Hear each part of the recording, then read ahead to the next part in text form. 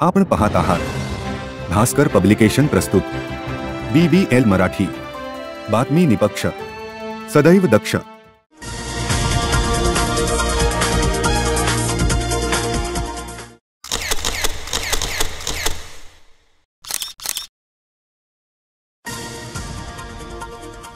राजकारण आणि 2024 लोकसभा हातकणंगले मतदारसंघ।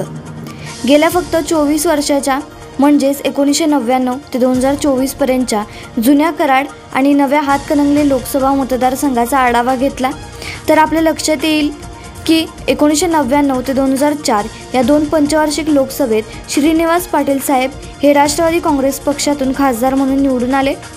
त्यांचे खुमासदार शैलीतील भाषण, उच्च विद्या विभूषित आणि महसूल खात्यातील उच्च पदावरून मुदतपूर्व सेवानिवृत्ती घेऊन राजकारणात प्रवेश केल्यामुळे त्यांनी 2 वेळा कराड लोकसभा मतदारसंघात विजय मिळवला। स्वपक्षातील कुणालाही न दुखवता विरोधकांवर देखील आगपाखड न करण्याच्या खासदार श्रीनिवास पाटील साहेब यांच्या स्वभावामुळे त्यांनी आरामात 2 टर्म पूर्ण करून आपले नेतृत्व सिद्ध केले। 2009 मध्ये कराड लोकसभा मतदारसंघातून शिराळा आणि वाळवा हे 2 विधानसभा मतदारसंघ हातकणंगले मतदारसंघात सामील केले। 2007 ते 2009 या 1.5-2 वर्षाच्या कालावधीत सामान्य नागरिक आणि सर्वसामान्य शेतकरी वर्गातून दूध आणि ऊसाला उत्पादन खर्चाच्या तुलनेत दर मिळत नसल्याबद्दल बिथरून होता, कारण साखर कारखानदार, चेअरमन आणि दूध संघाचे अध्यक्ष शेतकरी वर्गावर आणि त्यांच्या ग्राहकांवर अन्याय करत होते। त्याचा राग शेतकरी वर्ग आणि ग्राहक वर्गातही होता, पण त्यामुळे होणाऱ्या अन्यायाला काँग्रेस, राष्ट्रवादी काँग्रेस, अगर भारतीय जनता पक्षासह इतर पक्षही वाचा फोडत नव्हते। त्यामुळे शेतकरी वर्ग, समाजातील बराच मोठा ग्राहक वर्ग आणि सामान्य माणूस हवालदिल झाला होता। या प्रश्नांवर अनेक आंदोलनेही झाली, पण म्हणावे तसे फलित मिळाले नाही, म्हणून जनतेच्या मनात सत्तारूढ आघाडीबद्दल खदखद आणि राग होता। आणि याच दरम्यान राजू शेट्टींसारखा सुशिक्षित, प्रभावी आंदोलनकर्ता आणि दूध, ऊस, धान्य, साखर या प्रश्नांवर प्रसंगी रक्तही सांडण्यास तयार असल्याचा प्रत्यक्ष पुरावा अनेक आंदोलनातून दिल्यामुळे त्यांनी आपली उमेदवारी जाहीर करून 2009 अपक्ष आणि 2014 मध्ये मोदींच्या जनता पक्षाच्या पाठिंब्याने या दोन्ही लोकसभेत यशस्वीही केली। 2019 मध्ये मात्र राजू शेट्टींच्या विरोधात महायुतीच्या वतीने शिवसेनेतून धैर्यशील माने हा परंपरागत राजकारणी घराण्यातील उमेदवार मिळाला। धैर्यशील माने जरी नवखे तरुण उमेदवार असले तरी त्यांना त्यांच्या आजोबा बाळासाहेब माने, आई मानेताई यांच्या खासदारकीच्या व राजकीय पुण्याईने ते खासदार झाले। यावेळी हातकणंगले लोकसभा मतदारसंघात मराठे विरुद्ध जैन अशा जातीय वादावर ही निवडणूक रंगली असे म्हटले तर वावगे ठरणार नाही।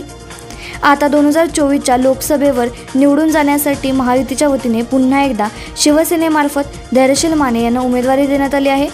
त्यांच्या विरोधात उशिरा का होईना पण शरद पवार, राष्ट्रवादी काँग्रेस पक्षातर्फे सत्यजित पाटील या 2 वेळा शिवसेनेकडून आमदार राहिलेल्या तरुण नेतृत्वाला संधी दिली आहे।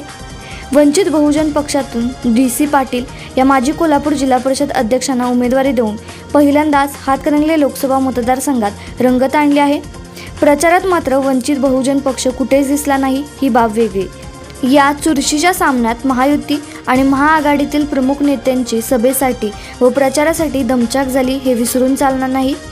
प्रथम एकतर्फी वाटणारी ही लढत दुसऱ्या टप्प्यात रंग भरत गेली। धैर्यशील माने यांच्यावर मतदारांना, कार्यकर्त्यांना भेटत नसल्याचा, मतदारसंघात वेळ देत नसल्याचा आरोप करून विरोधकांनी हल्ला चढवला।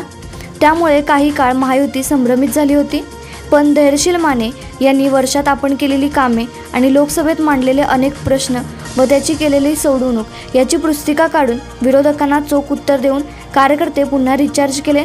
महाआघाडीतील उमेदवार सत्यजित पाटील यांची जोरदार प्रचाराची घोडदौड चालू असतानाच त्यांच्या अनेक सहकारी संस्थांमधील शेअरच्या घोटाळ्यातून त्यांनी मोठा भ्रष्टाचार केल्याचे सांगण्यात आले। त्यामुळे दोन्हीकडून एकमेकांवर चिखलफेक करण्यात आली। याचा किती आणि कसा मतदानावर परिणाम होणार हे प्रत्यक्ष निकालावरून स्पष्ट होईल। शरद राष्ट्रवादी काँग्रेस पक्षाचे प्रदेशाध्यक्ष जयंतराव पाटील हे कोणाचा करेक्ट कार्यक्रम करतात हे 4 जूनला कळेल। शिराळा व वाळवा तालुक्यातील मतदानाची स्पष्टता ही मतमोजणीत कळेल। अनेक प्रश्नांबद्दल खदखद आणि असंतोष निर्माण करून दोन्ही पक्षांकडून मतदार आपल्या बाजूने वळवण्याचा प्रयत्न झाला, हे निर्विवाद सत्य आहे। पंतप्रधान नरेंद्र मोदींचा करिश्मा या लोकसभा मतदारसंघात यशस्वी होतो का? पश्चिम महाराष्ट्रातील ऊसपट्टा शरद पवार यांना मदतीचा हात देतो का? हे 4 जून रोजीचा काळ ठरवेल। पण आत्तापर्यंत आलेले अंदाज आणि चाचणी रिपोर्ट महायुतीला पूरक ठरतील असे ऐकिवात आहे. चला तर वाट पाहूया निकालाची.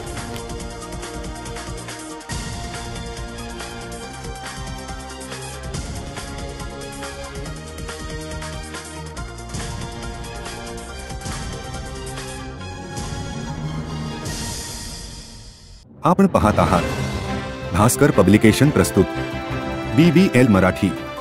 बातमी निपक्ष, सदैव दक्ष.